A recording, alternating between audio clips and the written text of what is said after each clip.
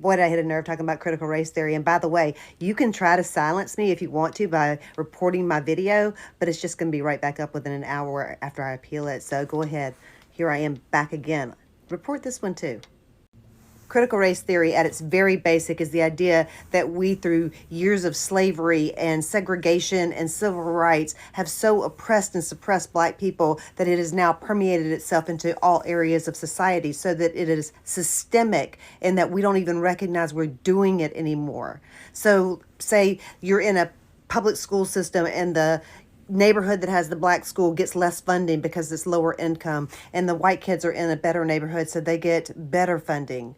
That's one idea of systemic racism. Say you put a white guy up against a Black guy for a job. You give it to the white guy without even realizing why you're doing it. Say you put two guys up for sentencing for the same crime and the white guy gets a lesser sentence. All of these, you don't realize you're doing it, but it happens, and it's systemic racism, and it's critical race theory to teach that that exists so that we can learn from it and try to change it.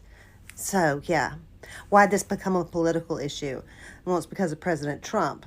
See, back when he was president, he banned 2 different programs that were designed to teach racial sensitivity. And when he did that, the far right said, yeah, don't make our little white kids feel guilty for years of oppression by what we did, by what our ancestors did, because that was our ancestors. That's not us.